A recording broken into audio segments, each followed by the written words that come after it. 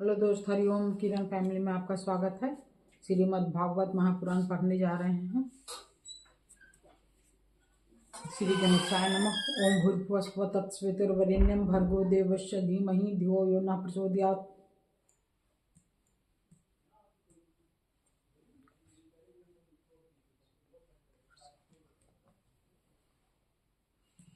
श्री राधा कृष्णाभ्याम नमः। श्रीमद् भागवत महापुराण प्रथम खंड।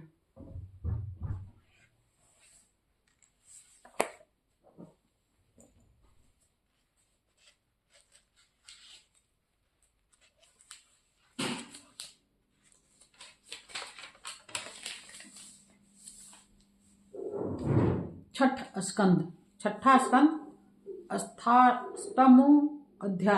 अष्टम अध्याय नारायण कवच का उपदेश। राजा परीक्षित ने पूछा, भगवान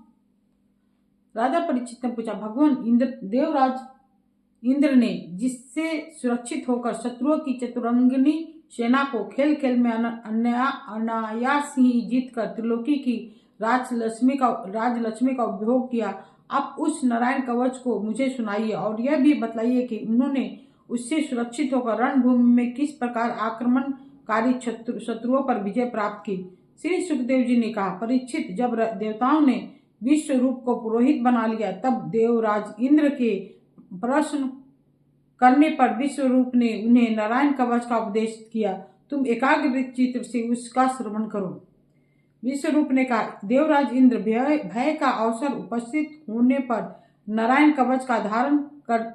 कवच धारण करके अपने शरीर की रक्षा कर लेनी चाहिए। उसकी विधि यह है, पहले हाथ पैर धोकर आचमन करें, फिर हाथ में कुछ की पवित्री धारण करके उत्तर मुंह बैठ जाएं। उसके बाद कवच धारण पर्यंत और कुछ न बोलने का निश्चय करके पवित्रता से ओम नमो नारायणाय और ओम नमो भगवते वासुदेवाय इन मंत्रों के द्वारा हृदय आदि अंग न्यास तथा अंगुष्ठादि कर न्यास करे। पहले ओम नमो नारायणाय इस अष्टाक्षर मंत्र के ओम आदि 8 अक्षरों का क्रम से पैरों, घुटनों, जांघों, पेट, हृदय, वक्षस्थल, मुख और सिर में न्यास करें, अथवा पूर्वोक्त मंत्र के मकार से लेकर ओमकार पर्यंत 8 अक्षरों का सिर से आरंभ करके उन्हीं 8 अंगों में विपरीत क्रम से न्यास करें। तदनंतर नमो भागवते वासुदेवाय इस द्वादश मंत्र के ओम आदि 12 अक्षरों का दाहिनी तर्जनी से बाहीं तर्जनी तक दोनों हाथ की 8 अंगुलियों और दोनों अंगूठों की 2 गांठों से न्यास करें। फिर ओम विष्णवे नमः इस मंत्र के पहले अक्षर ओम का हृदय में, वी का ब्रह्मरंध्र में, स का भौहों के बीच में, न का चोटी में, वे का दोनों नेत्रों में और न का शरीर की सब गांठों में न्यास करें। तदनंतर ओम मह अस्त्राय फट कहकर दिग्बंध करें। इस प्रकार न्यास करने से इस विधि को जानने वाला पुरुष मंत्र स्वरूप हो जाता है। इसके बाद समग्र ऐश्वर्य, धर्म, यश, लक्ष्मी, ज्ञान और वैराग्य से परिपूर्ण इष्टदेव भगवान का ध्यान करें और अपने को भी तद्रूप ही चिंतन करें। तत्पश्चात विद्या, तेज और तप स्वरूप इस कवच का पाठ करें। भगवान श्री हरि गरुड़ जी की पीठ पर अपने चरण कमल रखे हुए हैं। अनिमादि 8 सिद्धियां उनकी सेवा कर रही हैं। 8 हाथों में शंख, चक्र, ढाल, तलवार, गदा, बाण, धनुष और पाशफंदा धारण किए हुए हैं। वही ओमकार स्वरूप प्रभु सब प्रकार से सब ओर से मेरी रक्षा करें। मत्स्य मूर्ति भगवान जल के भीतर जल जंतुओं से और वरुण के पास से मेरी रक्षा करें। माया से ब्रह्मचारी का रूप धारण करने वाले वामन भगवान स्थल पर और विश्व रूप श्री त्रिविक्रम भगवान आकाश में मेरी रक्षा करें।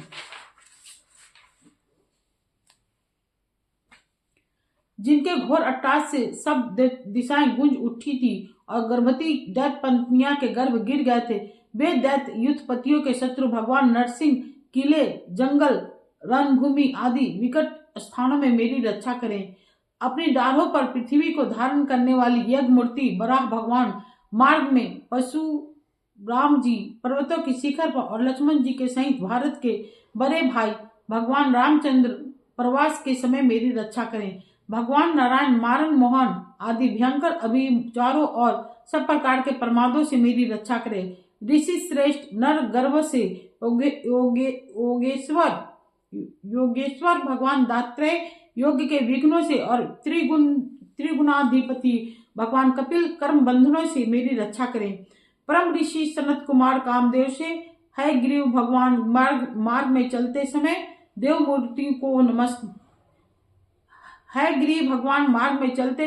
मूर्तियों को नमस्कार आदि न करने के अपराध से, देव ऋषि नारद सेवा अपराधों से और भगवान कच्छप सब प्रकार के नरकों से मेरी रक्षा करें।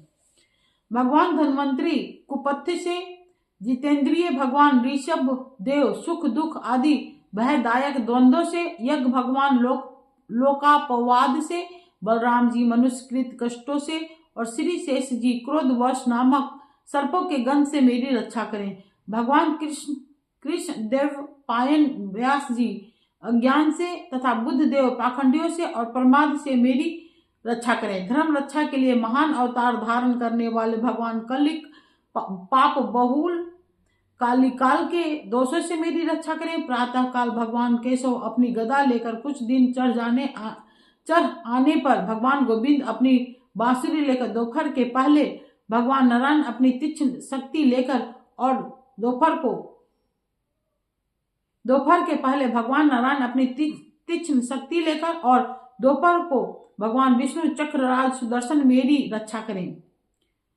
तीसरे पहर में भगवान मधुसूदन अपना प्रचंड धनुष लेकर मेरी रक्षा करें। सायंकाल में ब्रह्मा आदि त्रिमूर्ति माधव सूर्यास्त के बाद ऋषिकेश अर्धरात्रि के पूर्व तथा अर्धरात्रि के समय अकेले भगवान पद्मनाभ मेरी रक्षा करें। रात्रि के पिछले पहर में श्री वत्सल अंशन श्री हरि, उषा काल में खड्गधारी भगवान जनार्दन, सूर्योदय से पूर्व श्री दामोदर और संपूर्ण संध्या में काल मूर्ति भगवान विशेश्वर मेरी रक्षा करें। सुदर्शन आपका आकार चक्र रथ के पहिए की तरह है। आपके किनारे का भाग प्रलयकालीन अग्नि के समान अत्यंत तीव्र है। आप भगवान की प्रेरणा से सब ओर घूमते रहते हैं। जैसे आग वायु की सहायता से सूखे घास फूस को जला डालती है, वैसे ही आप हमारी शत्रु सेना को शीघ्र से शीघ्र जला दीजिए। कौमोद की गदा आपसे छूटने वाली चिंगारियों का स्पर्श वर्ज के समान आसान है। आप भगवान अजित की प्रिया हैं और मैं आप उनका सेवक हूँ, इसलिए आप कुष्मांड, विनायक, यक्ष, राक्षस, भूत और प्रेत आदि ग्रहों को अभी कुचल डालिए तथा मेरे शत्रुओं को चूर चूर कर दीजिए। शंख श्रेष्ठ, आप भगवान श्री कृष्ण के फूंकने से भयंकर शब्द करके मेरे शत्रुओं का दिल दहला दीजिए एवं यातुधान, प्रमथ, प्रेत, मातृका, पिचास तथा ब्रह्म राक्षस आदि भयावने प्राणियों को यहाँ से झटपट भगा दीजिए। भगवान की प्यारी तलवार आपकी धार बहुत तीक्ष्ण है। आप भगवान की प्रेरणा से मेरे शत्रुओं को छिन्न भिन्न कर दीजिए। भगवान की प्यारी ढाल आप में सैकड़ों चंद्राकार मंडल है। आप पाप दृष्टि पापात्मा शत्रुओं की आंखें बंद कर दीजिए और उन्हें सदा के लिए अंधा बना दीजिए। सूर्य आदि ग्रह, धूमकेतु, पुच्छल तारे आदि केतु, दुष्ट मनुष्य, सर्पादि, रेंगने वाले जंतु, दाढ़ों वाले हिंसक पशु, भूत प्रेत आदि तथा पापी प्राणियों से हमें जो जो भय हो और जो जो हमारे मंगल के विरोधी हों, वे सभी भगवान के नाम रूप तथा आयुधों का कीर्तन करने से तत्काल नष्ट हो जाएं। बृहद रथंतर आदि सामवेदीय स्तोत्रों से जिनकी स्तुति की जाती है, वे वेद मूर्ति भगवान गरुड़ और विश्वक्सेन जी आपने नामोच्चारण के प्रभाव से हमें सब प्रकार की विपत्तियों से बचाएं। श्री हरि के नाम रूप, वाहन, आयुध और श्रेष्ठ पार्षद हमारी बुद्धि, इंद्रिय, मन और प्राणों को सब प्रकार की आपत्तियों से बचाएं। जितना भी कार्य अथवा कारण रूप जगत है वह वास्तव में भगवान ही है। इस सत्य के प्रभाव से हमारे सारे उपद्रव नष्ट हो जाएं। जो लोग ब्रह्म और आत्मा की एकता का अनुभव कर चुके हैं उनकी दृष्टि में भगवान का स्वरूप समस्त विकल्पों भेदों से रहित है।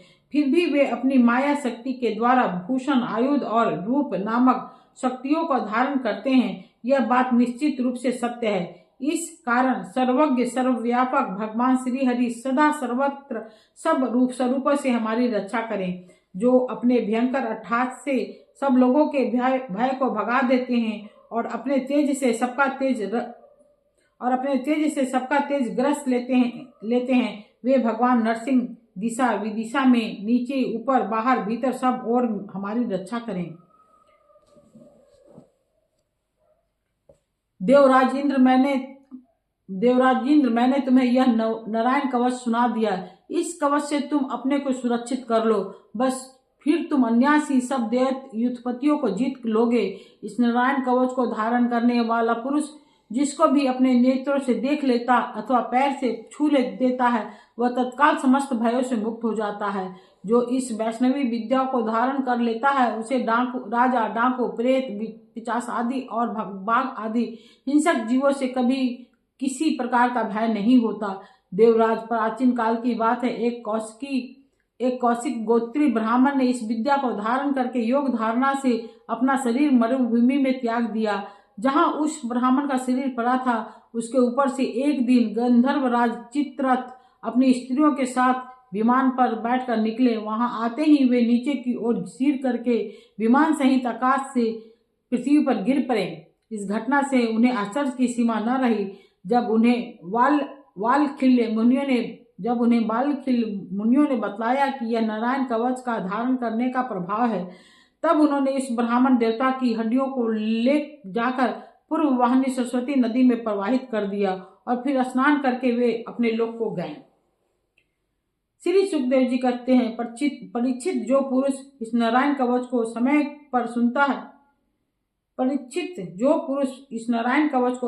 सुनता है और जो आदर पूर्वक से धारण करता है उसके सामने सभी प्राणी आदर से झुक जाते हैं और सब प्रकार के भयों से मुक्त हो जाता है। वह सब प्रकार के भयों से मुक्त हो जाता है। परीक्षित, सत्यकृत इंद्र ने आचार्य विश्वरूप जी से यह वैष्णवी विद्या प्राप्त करके रणभूमि में असुरों को जीत लिया और वे त्रिलोक्य लक्ष्मी का उपभोग करने लगे। इति श्रीमद्भागवते महापुराणे परमहंस्यां संहितायां षष्ठ स्कंदे नारायण वर्म कथनम नामो अष्टो अध्याय।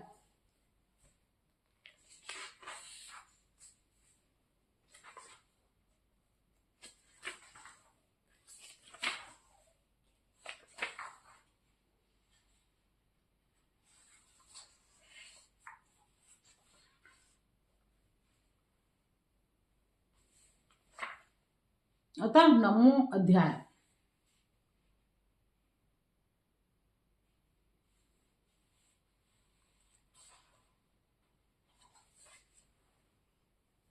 विश्वरूप का वध, वत्रासुर द्वारा देवताओं की हार और भगवान की प्रेरणा से देवताओं को दधीचि ऋषि के पास जाना।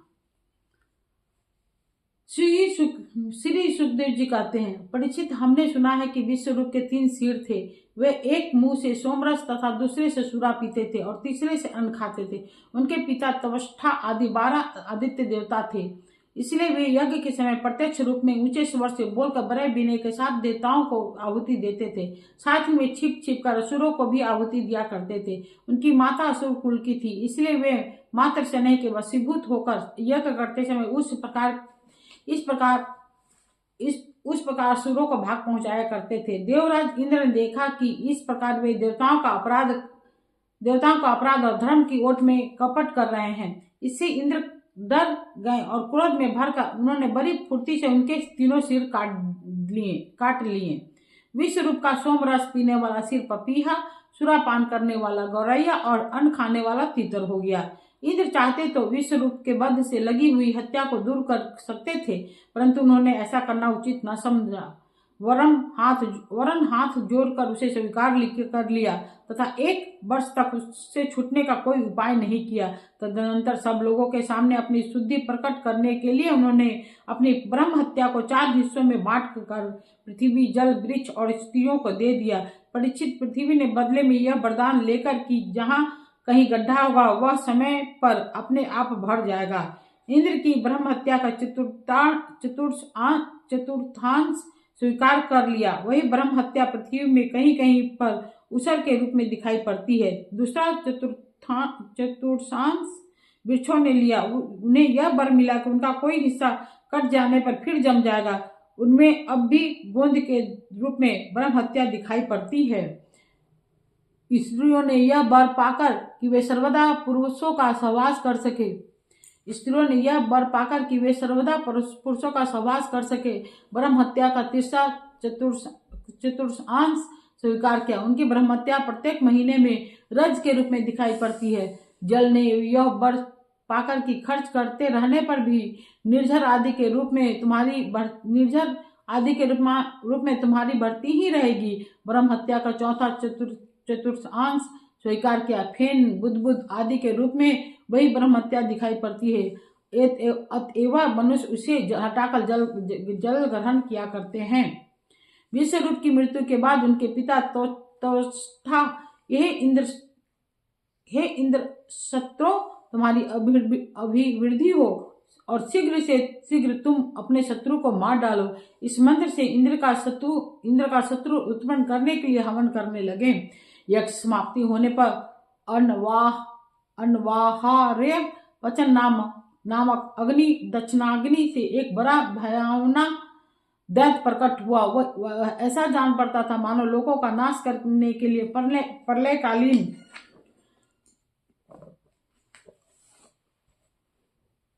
प्रलयकालीन विकराल काल ही प्रकट हुआ हो।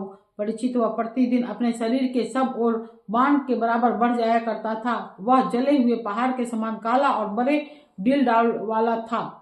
उसके शरीर में से संध्याकालीन बादलों के समान दीप्ति निकलती रहती थी। उसके सिर के बाल और दाढ़ी मुछ तपे हुए तांबे के समान लाल रंग के तथा नेत्र दोपहर के सूर्य के समान प्रचंड थे। चमकते हुए 3 नोकों वाले त्रिशूल को लेकर जब वह नाचने, चिल्लाने और कूदने लगता, उस समय पृथ्वी कांप उठती थी और ऐसा जान पड़ता था कि उसके त्रिशूल पर उसने अंतरिक्ष को उठा रखा है। वह बार बार जम्हाई लेता था, जब उसका कंदरा के समान गंभीर मुंह खुल जाता तब जान पड़ता कि वह सारे आकाश को ही पी जाएगा, जीभ से सारे नक्षत्रों को चाट जाएगा और अपने विशाल एवं विकराल दाढ़ों वाले मुंह से तीनों लोकों को निगल जाएगा। उसके भयावने रूप को देखकर सब लोग डर गए और इधर उधर भागने लगे। परीक्षित त्वष्टा के तमोगुनी पुत्र ने सारे लोगों को घेर लिया था। इसी से उस पापी और अत्यंत क्रूर पुरुष का नाम वृत्रासुर पड़ा।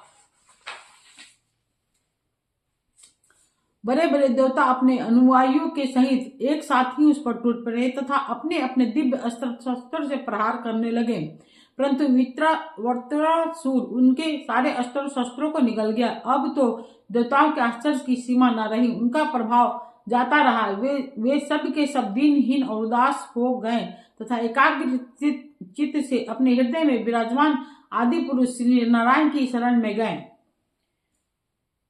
देवताओं ने भगवान से प्रार्थना की। वायु, आकाश, अग्नि, जल और पृथ्वी, ये पांचों भूत, इससे बने हुए लोग, उनके अधिपति ब्रह्मादि तथा हम सब देवता जिस काल से डरकर उसे पूजा सामग्री भेंट की दिया करते हैं, वही काल भगवान से भयभीत रहता है। इसलिए अब भगवान ही हमारे रक्षक हैं। प्रभु, हमारे लिए कोई नई बात न होने के कारण कुछ भी देखकर आप विस्मित नहीं होते। आप अपने स्वरूप के साक्षात्कार से ही सर्वथा पूर्ण काम, सम एवं शांत हैं। जो आपको छोड़कर किसी दूसरे को शरण लेता है वह मूर्ख है। वह मानो कुत्ते की पूंछ पकड़कर समुद्र पार करना चाहता है।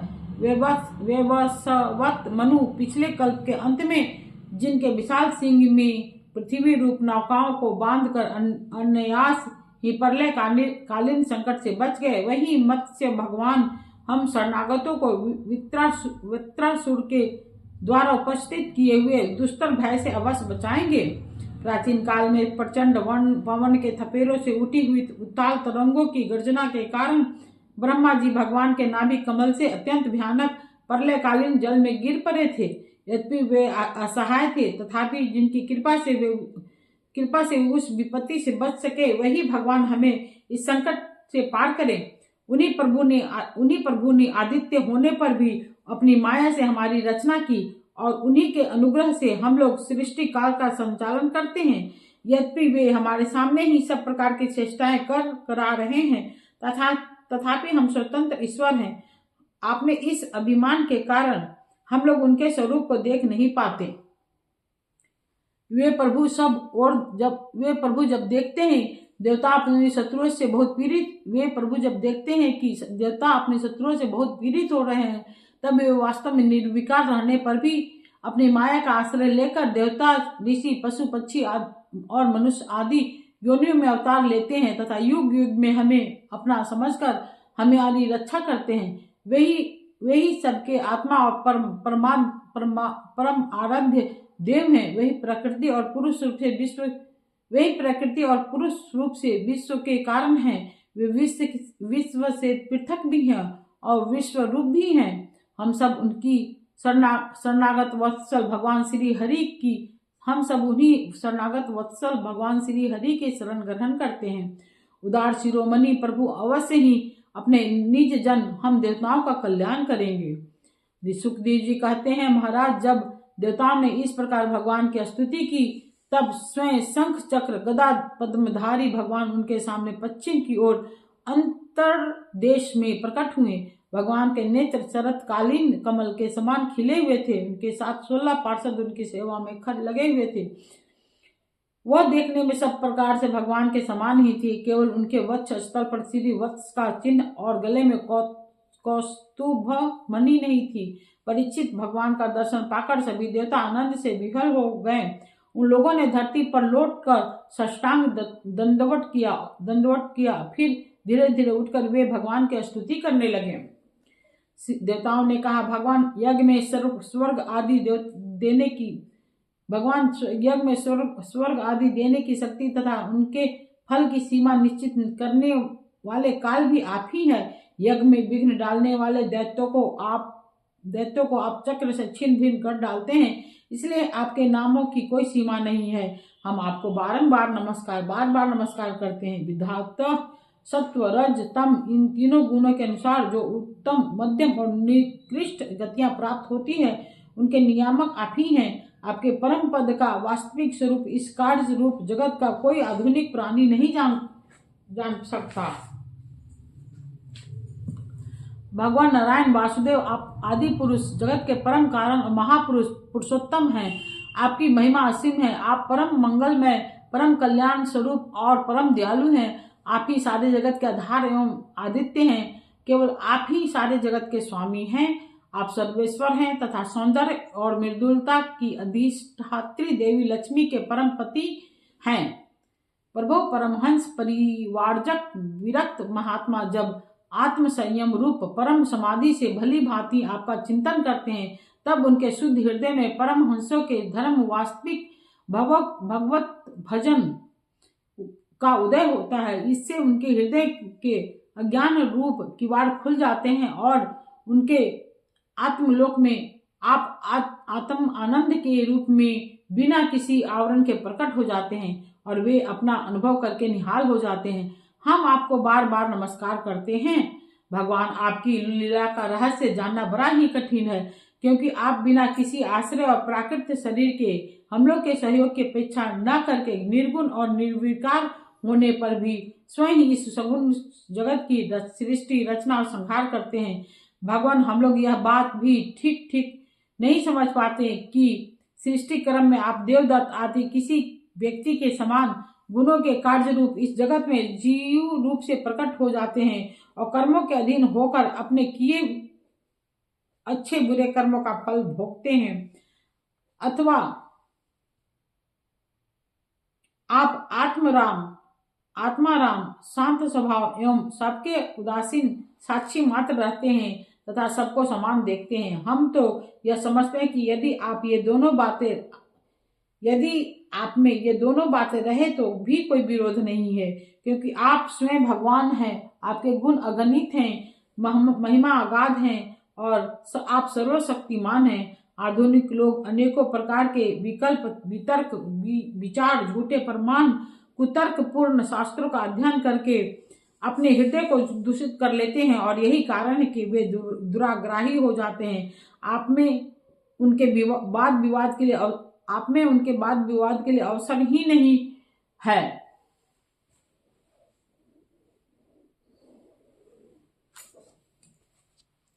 आपका वास्तविक स्वरूप समस्त मायामय पदार्थों से परे है। केवल आप उसी में अपनी माया को छिपा लेते हैं। तब ऐसी कौन सी बात है जो आप में नहीं है हो सकती।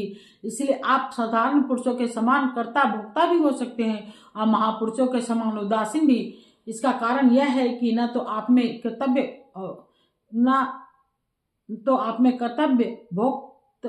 भोक्तृत्व है और न तो उदासीनता ही है।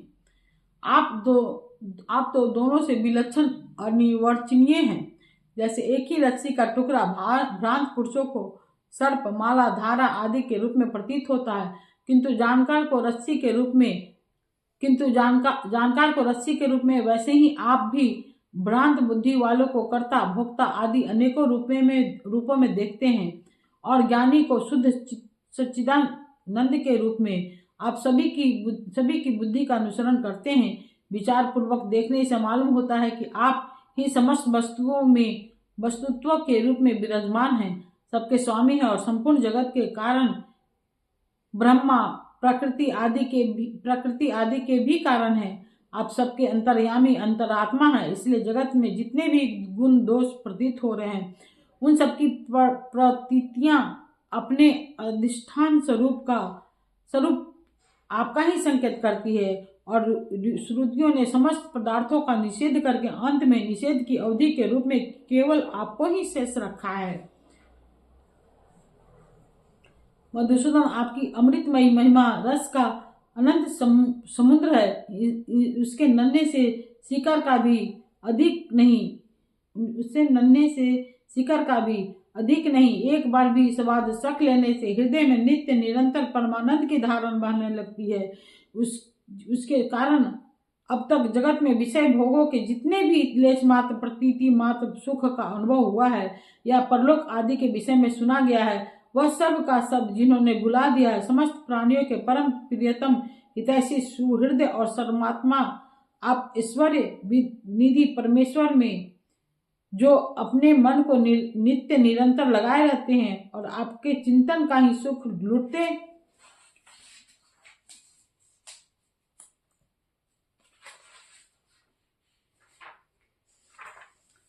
रहते हैं। वे आपके अनन्य प्रेमी परम भक्त पुरुष ही अपने स्वार्थ और परमात्मा में निपुण है। मधुसूदन, आपके वे प्यारे और सुहृद भक्तजन भला आपके चरण कमलों का सेवन कैसे त्याग सकते हैं, जिससे जन्म मृत्यु संसार के चक्कर से सदा के लिए छुटकारा मिल जाता है। प्रभु, आप त्रिलोकी के आत्मा और आश्रय हैं। आपने अपने 3 पगों से सारे जगत को नाप लिया था और आप ही तीनों लोकों के संचालक हैं। आपकी महिमा त्रिलोकी का मन हरण करने वाली है। इसमें संदेह नहीं है कि दैत्य दानव आदि असुर भी आपकी ही विभूतियां हैं, तथापि यह उनकी उन्नति का समय नहीं है। यह सोचकर आप अपनी योग माया से देवता, मनुष्य, पशु, नरसिंह आदि मिश्रित और मत्स्य आदि जलचरों के रूप में अवतार ग्रहण करते हैं और उनके अपराधों के अनुसार उन्हें दंड देते हैं। दंडकारी प्रभु, यदि जचे तो आप उन्हीं असुरों के समान इस वित्रासुर का भी नाश कर डालिए। भगवान, आप हमारे पिता पितामह सब कुछ हैं।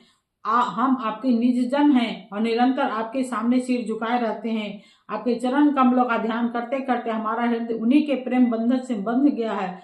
आपने हमारे सामने अपने दिव्य गुणों से युक्त साकार विग्रह प्रकट करके हमें अपनाया है। इसलिए प्रभु, हम आपसे यह प्रार्थना करते हैं कि आप अपनी दया भरी विशद सुंदर और शीतल मुस्कान युक्त चितवन से तथा अपने मुखार बिंद से टपकते हुए मनोहर वाणी रूप मधुर सुधा बिंदु से हमारे हृदय का ताप शांत कीजिए, हमारे अंतर की जलन बुझाइए। प्रभु, जिस प्रकार अग्नि की ही अंशभूत चिंगारी आदि अग्नि को प्रकाशित करने में असमर्थ है, वैसे ही हम भी आपको अपना कोई भी स्वार्थ परमार्थ निवेदन करने में असमर्थ हैं। आपसे भला कहना ही क्या है, क्योंकि आप संपूर्ण जगत की उत्पत्ति स्थिति और लय करने वाली दिव्य माया के साथ विनोद करते रहते हैं तथा समस्त जीवों के अंतःकरण में ब्राह्मण और अंतर्यामी के रूप में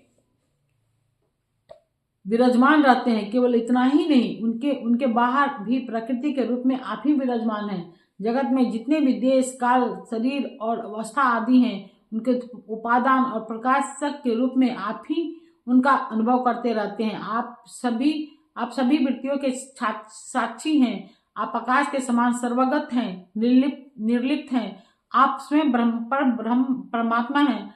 अतएव हम अपना अभिप्राय आपसे निवेदन करें, इसकी उपेक्षा न रखकर जिस अभिलाषा से हम लोग यहाँ आए हैं उसे पूर्ण कीजिए। आप अचिंत्य ऐश्वर्य संपन्न और जगत के परम गुरु हैं। हम आपके चरण कमलों की छत्र छाया में आए हैं, जो विविध पापों के फल स्वरूप जन्म मृत्यु संसार में भटकने की थकावट को मिटाने वाली है। सर्वशक्तिमान श्री कृष्ण वृत्रासुर ने हमारे प्रभाव और अस्त्र शस्त्र को तो निगल ही लिया है, अब वह तीनों लोकों को भी ग्रस रहा है। आप उसे मार डालिए। प्रभु, आप शुद्ध स्वरूप हृदय स्थित शुद्ध ज्योतिर्मय आकाश, सबके साक्षी, अनादि अनंत और उज्ज्वल कीर्ति संपन्न हैं। संत लोग आपका ही संग्रह करते हैं। सकल संसार के पथिक जब घूमते घूमते आपकी शरण में आ पहुँचते हैं, तब अंत में आप उन्हें परमानंद स्वरूप अभीष्ट फल देते हैं और इस प्रकार उनके जन्मांतर के कष्ट को हर लेते हैं। प्रभु, हम आपको नमस्कार करते हैं। श्री सुखदेव जी कहते हैं, परीक्षित, जब देवताओं ने बड़े आदर के साथ इस प्रकार भगवान का स्तवन किया, तब वे अपनी स्तुति सुनकर बहुत प्रसन्न हुए और इस प्रकार उनसे कहने लगे। श्री भगवान ने कहा, श्रेष्ठ देवताओं, तुम लोगों ने इस स्तुति युक्त ज्ञान से मेरी उपासना की है, इसलिए इससे मैं तुम लोगों पर प्रसन्न हूँ। इस स्तुति के द्वारा जीवों को अपने वास्तविक स्वरूप की स्मृति और मेरी भक्ति प्राप्त होती है। देव शिरोमणियों, मेरे प्रसन्न होने जाने पर कोई भी वस्तु दुर्लभ नहीं रह जाती, तथापि मेरे अनन्य प्रेमी तत्ववेता भक्त मुझसे मेरे अतिरिक्त और कुछ नहीं चाहते।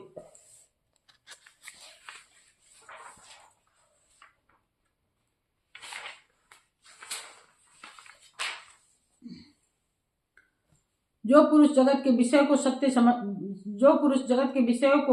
समझता है, वह नासमझ अपने वास्तविक कल्याण को नहीं जानता। यही कारण कि वह विषय चाहता है, परंतु यदि कोई जानकार उसे अपनी इच्छित वस्तु दे देता है तो वह भी वैसा ही नासमझ है। जो पुरुष मुक्ति का स्वरूप जानता है, वह अज्ञानी को भी कर्मों में फंसने का उपदेश नहीं देता। जैसे रोगी को चाहते रहने पर भी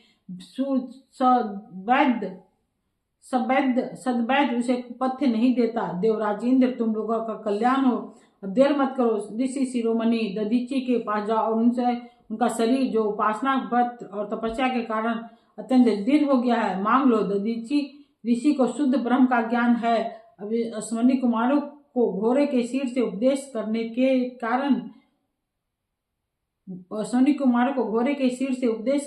कारण उनका एक नाम अश्वशीर भी है। उनकी उपदेश की हुई आत्मविद्या के प्रभाव से ही दोनों अश्विनी कुमार जीवन मुक्त हो गए।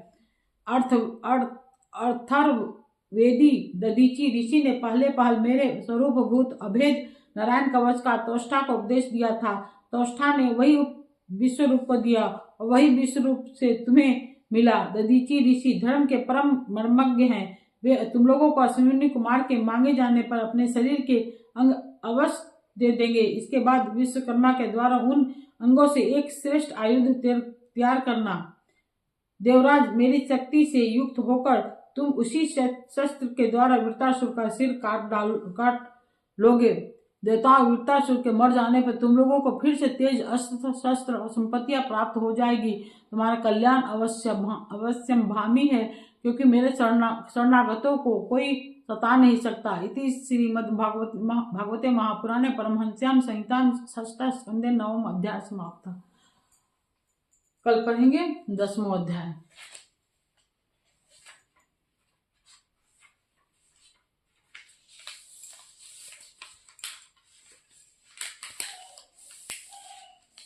ठीक है दोस्त, हरिओम।